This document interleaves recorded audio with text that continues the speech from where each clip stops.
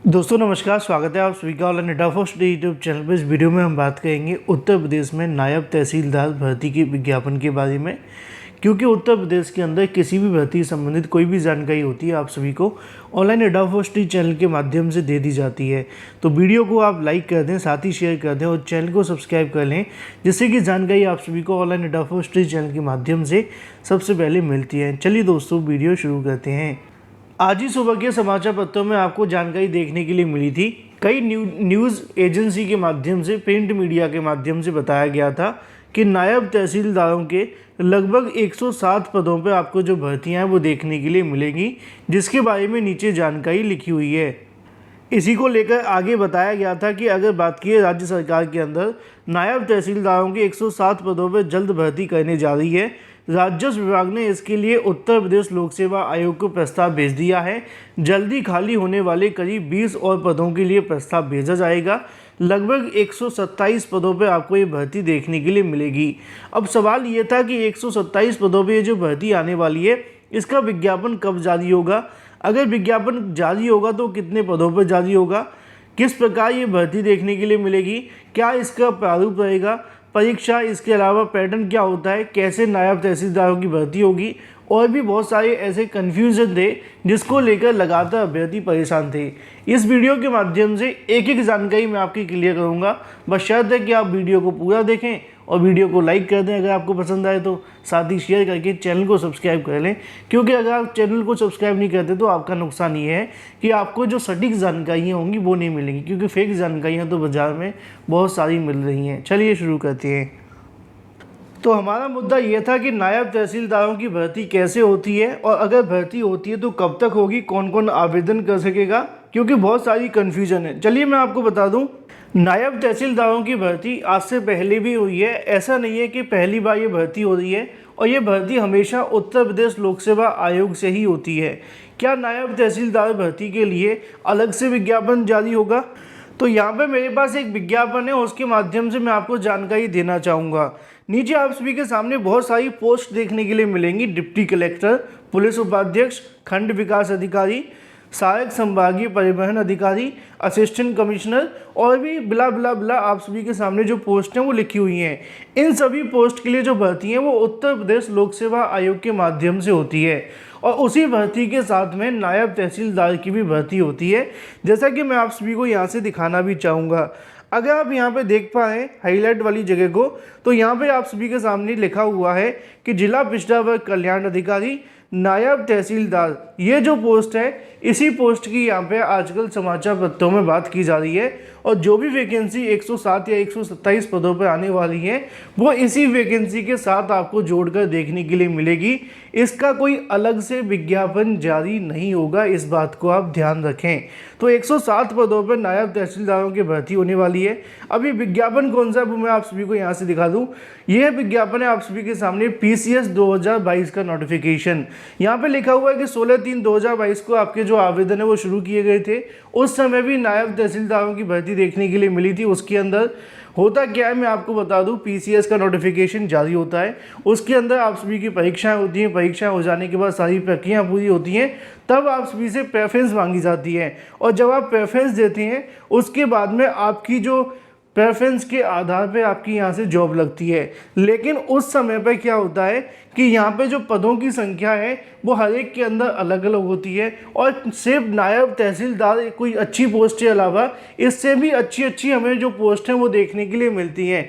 तो ज़्यादातर जो अभ्यर्थी होते हैं वो दूसरी पोस्टों की तरफ जाते हैं, और ये जो पोस्ट है वो नीचे छुप जाती है।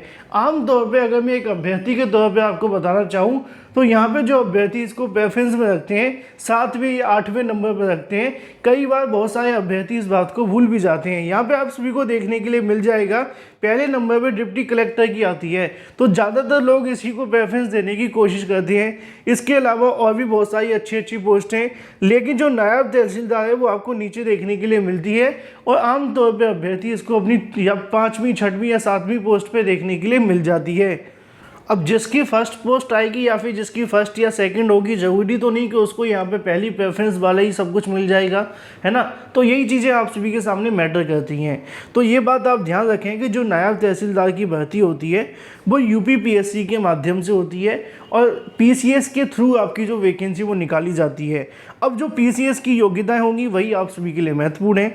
पीसीएस के बारे में आप बहुत कुछ जानते होंगे, हाल ही में 12 तारीख को परीक्षा भी हुई है। उसी को लेकर यहाँ पे लिखा हुआ है कि आवेदन शुल्क आप सभी से 100 रुपये लिए जाते हैं, जिसके बारे में आपको जानकारी है। अगर बात की जाए यहाँ से आप सभी के ग्रेड पे के बारे में, तो आप सभी को देखने के लिए मिल जाता है कि 4600 ग्रेड पे आप सभी को नायब तहसीलदार का लगभग 4200 ग्रेड पे आपको देखने के लिए मिलता है। इसके अलावा अलग अलग जो पोस्ट हैं उसके लिए अलग अलग ग्रेड पे आप सभी के सामने आता है। तो नायब तहसीलदारों के लिए 4200 ग्रेड पे आप सभी के बीच होता है।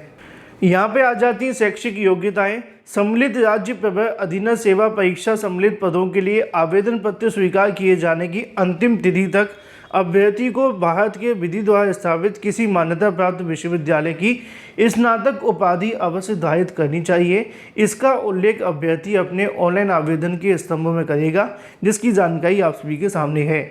ये पूरा का पूरा आप सभी का जो कार्यकाल है वो देखने के लिए मिलता है, मतलब कार्यक्रम देखने के लिए मिलता है। जो पीसीएस का सिलेबस होगा उसी को आपको यहाँ पे तैयार करना पड़ेगा। जो भी आप पोस्ट प्रेफरेंस देंगे उसके आधार पर आपका चयन होगा, ठीक है ना। तो ये नायब तहसीलदार की भर्ती का विज्ञापन कब तक जारी होगा, सबसे बड़ा सवाल ये भी है। लेकिन उससे पहले परीक्षा के बारे में जान लेते हैं। सम्मिलित राज्य प्रवर अधीनस्थ सेवा परीक्षा के लिए प्रारंभिक 2 अनिवार्य प्रश्न पत्र आपको देखने के लिए मिलेंगे, जिसमें आपके ओएमआर सीट के रूप में देखने के लिए मिलने वाला है। अगर बात की जाए परीक्षा के लिए, तो परीक्षा के लिए पाठ्यक्रम आप सभी का जो यहाँ पे बताया गया है इसी विज्ञापन के अंदर आप सभी जाकर चेक कर सकते हैं, जहाँ पे प्रत्येक प्रश्न पत्र आपका 200 अंकों का होगा। 2-2 घंटे का आपको समय मिलेगा। दोनों प्रश्न पत्र आप सभी के वास्तुनिष्ठ और बहुविकल्पीय देखने के लिए मिलेंगे, जिसमें क्रम से 150 और 100 प्रश्न होंगे। प्रथम प्रश्न पत्र आप सभी का 9:30 से होगा और दूसरा 11:30 बजे से होगा, जिसके बारे में जानकारी आप सभी के सामने समय सीमा लिखी हुई है 9:30 से 11:30 और दूसरा 2:30 से लेकर 4:30। अगर गलत बोला है तो सही कर लेना। प्रारंभिक परीक्षा के लिए द्वितीय प्रश्न पत्र आधिकारी जो होगा, जिसमें 33% मार्क्स आपको लाने ही होंगे। इसके अलावा यहाँ पे मेरिट के बारे में भी जानकारी लिखी हुई है। दूसरे को लेकर लिखा हुआ है कि यहाँ पे अगर बात की सम्मिलित राज्य प्रवर अधीनस्थ सेवा मुख्य परीक्षा के लिए, यहाँ पे आप सभी के सामने 6 देखने के लिए मिलेंगे, जिसमें सामान्य हिंदी की 150, निबंध आपका 150, सामान्य अध्ययन का प्रथम प्रश्न पत्र जो होगा वो 200 का होगा और जो आप सभी के 1 से लेकर 4 तक के सभी 200 के ही आपको देखने के लिए मिलने वाले हैं। इसके अंदर आप सभी का क्या क्या पूछा जाएगा, कितने घंटे का समय मिलेगा, उसकी भी जानकारी लिखी हुई है और वैकल्पिक विषय आप सभी के सामने लिखे हुए हैं। इनमें से आप सभी को वैकल्पिक विषय चुनने होंगे, ठीक है। तो ये सारा का सारा मामला हो जाता है पीसीएस को लेकर। जैसा कि मैंने आपको स्टार्टिंग में कहा कि नायब तहसीलदार के लिए आपको पीसीएस परीक्षा को ही देना पड़ेगा और उसी के आधार पर भर्ती होगी। अब सवाल ये है कि 107 पदों पर या 127 पदों पर नायब तहसीलदार भर्ती का विज्ञापन कब जारी होगा। तो इस भर्ती का जो विज्ञापन जारी होगा वो पीसीएस 2023 के माध्यम से होगा, क्योंकि 2022 की परीक्षा हो चुकी है और जब तक यहाँ पर रिक्त पदों के अध्याचन अगर मिल जाते, रिक्त पदों के जो अध्याचन अगर उत्तर प्रदेश लोक सेवा आयोग को प्रारंभिक परीक्षा से पहले मिल जाते तो इन 107 पदों को पुरानी भर्ती में जोड़ दिया जाता।